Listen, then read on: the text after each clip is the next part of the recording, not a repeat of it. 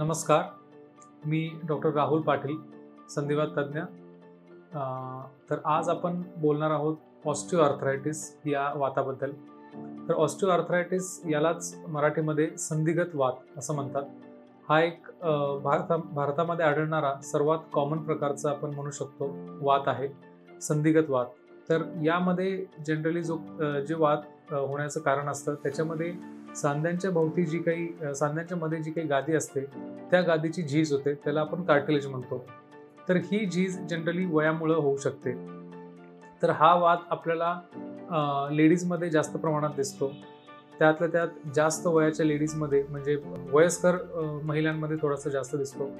Even पुरुषांमध्ये देखील हा वात आपल्याला मिळू शकतो, ते देखील वयस्कर पुरुषांमध्ये. यामध्ये कारणीभूत असणाऱ्या ज्या काही गोष्टी आहेत त्याच्यामध्ये यंग असतानाचं केलेलं जे काही काम असेल, मग त्याच्यामध्ये शेतामधलं काम असेल, कष्टाचं काम असेल, वजन उचलण्याचे वगैरे गोष्टी असतील, तर हे एक कारण त्याला असतं. दुसरी गोष्ट, मुळात वजन जर जास्त असेल तर त्यामुळे देखील सांध्यांमधल्या गादीची झीज थोडीशी जास्त होऊ शकते. त्याच्यानंतर पूर्वी कधी एखाद्या सांध्याला दुखापत झाली असेल, काही ॲक्सिडेंटमुळे असेल किंवा काही पडल्यानंतर आपल्याला एखाद्या सांध्याला लागतं, तर हे जे काही कारण आहे तर त्यामुळं त्या एका पर्टिक्युलर सांध्यामध्ये झीज थोडीशी जास्त प्रमाणात आपल्याला दिसते. अनुवंशिकतेचा एक थोडासा भाग आहे. तर अनुवंशिकतेमुळे देखील ऑस्टिओआर्थरायटिस म्हणजेच संधिगत वाताचा आपल्याला एक त्रास पेशंटमध्ये दिसू शकतो. आणि एक त्याच्यामध्ये आणखीन एक महत्त्वाचं कारण आहे, ते म्हणजे आपली लाईफस्टाईल.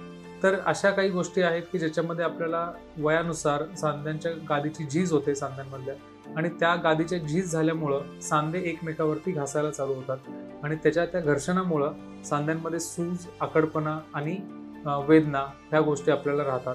प्लस त्याच्यामधली आणखीन जी महत्त्वाची लक्षणं आहेत तर त्याच्यामध्ये आपल्याला त्या एखाद्या सांध्यामध्ये हालचाल थोडीशी कमी होऊन जाते, कडकपणा त्या सांध्यामध्ये आपल्याला जाणवतो. ज्या काही वेदना असतात त्या जनरली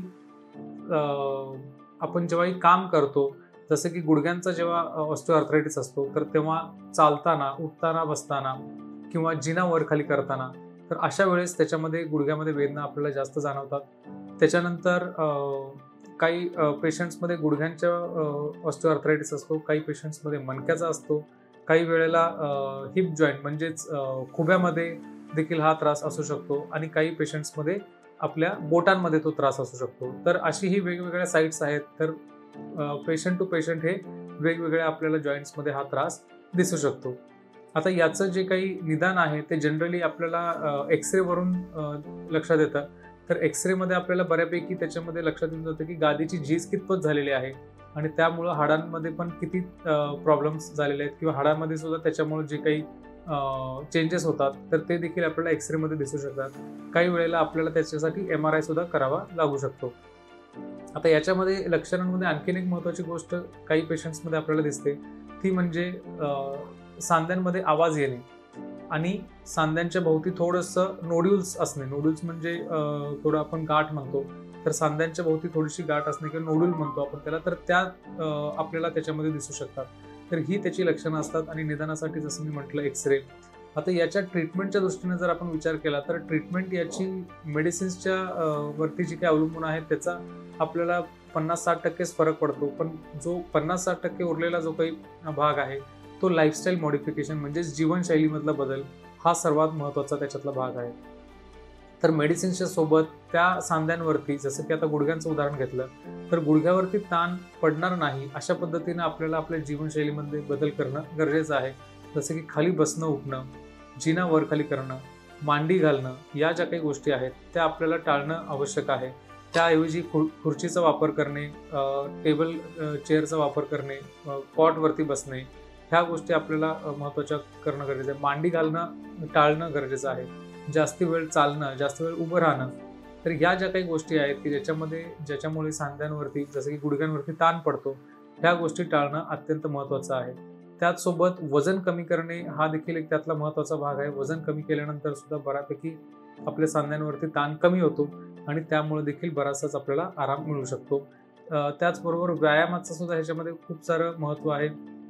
व्यायामामध्ये सायकलिंगचा एक व्यायाम आहे की जो ह्या आजारामध्ये सगळ्यात चांगला आपण म्हणतो. प्लस त्याच्यामध्ये फिजिओथेरपीचे जे काही व्यायाम प्रकार असतील, ज्या व्यायाम प्रकारांमुळे आपल्या स्नायूंमधली ताकद वाढेल, अशा पद्धतीचे मसल स्ट्रेंथनिंग एक्सरसाइजेस आपण फिजिओथेरपिस्टकडून शिकून घेऊन ते व्यायाम जर आपल्या रुटीनली आपण करत राहिलो, तर जेव्हा स्नायूंमधली ताकद वाढेल, तर तो जो काही सांध्यांवरती येणारा ताण आहे तो थोडासा कमी होऊन आपल्याला त्याच्यामध्ये देखील बराचसाच आराम मिळू शकतो. काही पेशंट्स असे असतात की ज्याच्यामध्ये ऑस्टिओआर्थरायटिसचं जे काही प्रमाण आहे ते खूप जास्त असतं, सिव्हिअर असतं. त्याच्यामुळं विशेषतः गुडघे जे आहेत ते स्ट्रेट नसतात आणि गुडघ्यांमध्ये थोडासा बेंड आलेला असतो. तर अशा पेशंट्समध्ये आणि त्रास खूप जास्त असतो, मेडिसिन्सवरती देखील त्याच्यामध्ये चांगला आराम मिळत नाही. अशा वेळेस अशा पेशंट्सना आपल्याला नी रिप्लेसमेंट सारख्या सर्जरीजना सुद्धा करून घेणं गरजेचं राहतं. तर त्या सर्जरीज नंतर देखील बराचसाच त्याच्यामध्ये आराम मिळतो आणि योग्य वेळेस जर सर्जरी केल्या तर त्याचा परिणाम आणि त्याचा आउटकम जो काही रिझल्ट आहे तो देखील खूप चांगल्या पद्धतीने आपल्याला पेशंट्समध्ये मिळू शकतो. याच ऑस्टिओआर्थरायटिस बद्दलचे आणखीन तुम्हाला काही शंका असतील, डाऊट्स असतील तर तुम्ही कमेंट सेक्शनमध्ये ते विचारू शकता आणि मी मॅक्सिमम सगळ्यांना त्याच्यावरती रिप्लाय करेन. थँक्यू.